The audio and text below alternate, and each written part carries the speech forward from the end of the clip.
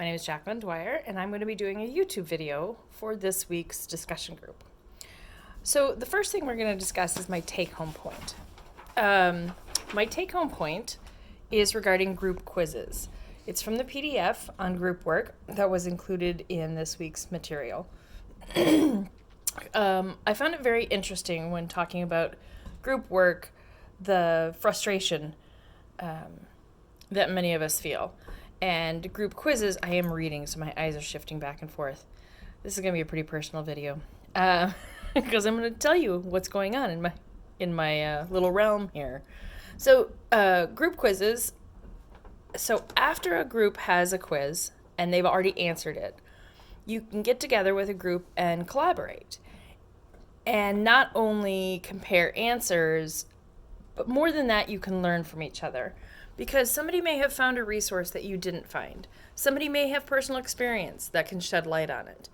Something can make sense to somebody and they have the ability to explain it in a way that you missed or correct information that you had found that may not be right.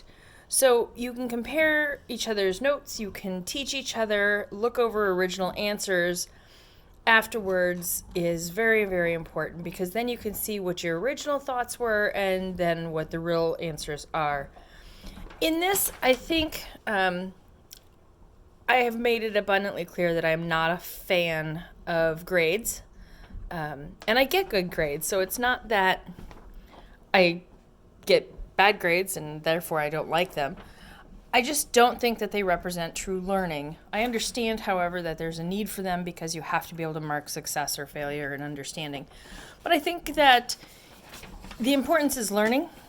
And so in group quizzes, it may not be about the grade that you receive, but about actually learning the material and learning what is meant to be learned and then being able to use that knowledge.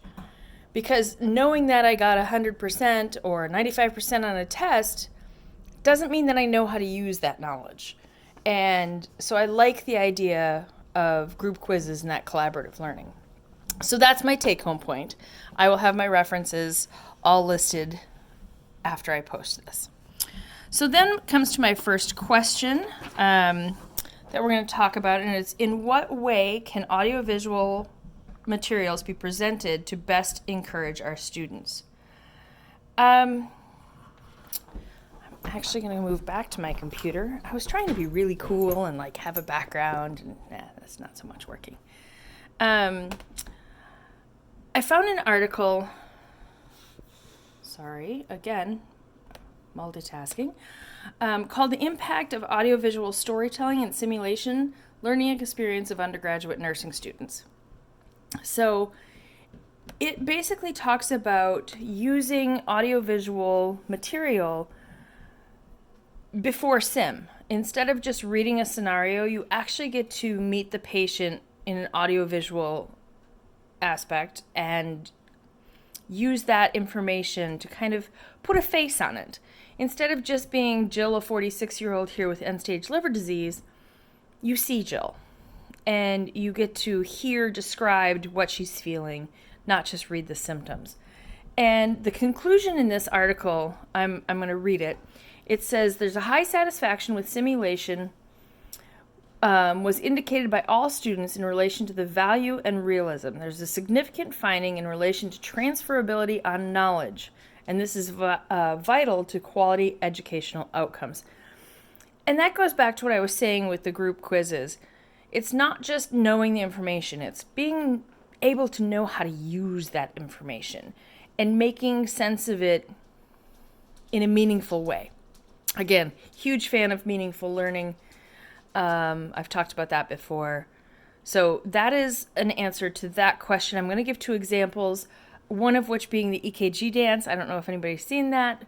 It's amazing. It's really funny, and I've used it with nurses that I'm precepting onto a cardiac floor. And there's another one, and I don't have it pulled up right now, so I can't tell you which one it is, because I have like 3 or 4 in my little window. So my next question is the benefits and challenges of group work in online settings. So I am not the only one. I think the the consensus is everybody hates group work. I have never met somebody who when presented with a group project was like, oh yeah, we get to do a group project. Nobody does that because we have all been in a group project that was horrible. And in the PDF again that was linked on our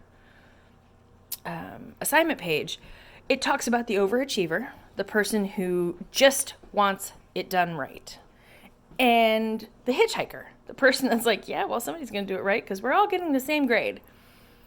And we've all had this experience with both of these individuals, which makes group work hated by every single student. It's difficult because when you have group work or a group project, that is a pitfall.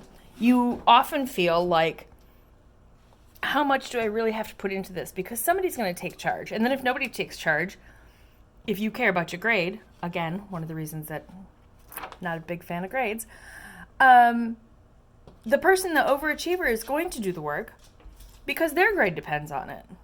And there's no benefit to them to prove the point that nobody else is participating because they want the grade. So there are benefits. Co-learning, co-teaching is again a benefit. Goes back to the collaborative learning. This is all linked together, like I was talking about in group quizzes. You can share that wealth of information if everybody is participating. You can share that, I know about this, I've done this, this is things I've seen, I have no idea what's going on here. These are all things that can work to your advantage in group work. Or, hey, look at this resource that I found. So those are benefits to group work. And you can have multiple people bringing stuff to the table instead of just feeling like you're on an island by yourself. So that's a benefit. Challenges. I spoke of those already. Somebody takes over, the overachiever, or somebody does nothing, and they all get the same grade. So motivation is really difficult. Because you're like, I'm going to bust my butt for this, and Jim Bob over there is not doing anything, and we're all going to get the same grade. And that's frustrating.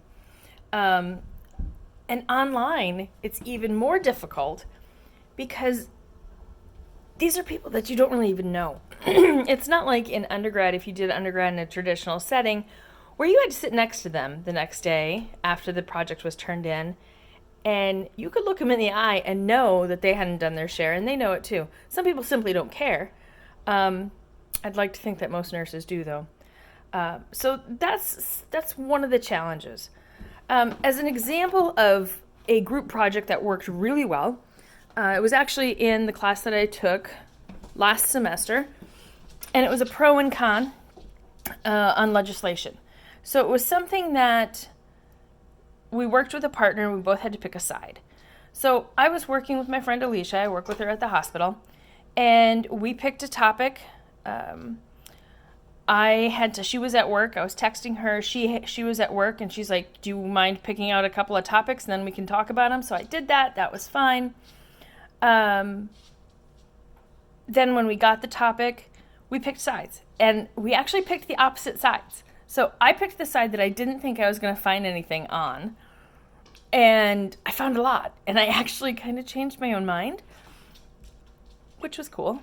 And then we put it all together and made this work. So that worked because we both had individualized parts of it, and I hate to say it, we weren't graded together. And even though we got the same grade, we weren't graded together. We were actually graded for our work that we had done. So I know I'm harping on grades. So in this group work PDF that was included, which I really liked, they did talk about leaders with incentives. So groups performing better because somebody had the right to give more points to somebody who pulled their share. That can, however, lead to some really interesting conundrums.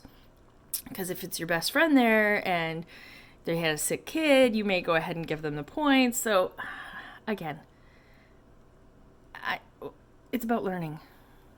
It's not really about the grades, even though I know that our current system requires there to be this numerical system that says if we succeed or not.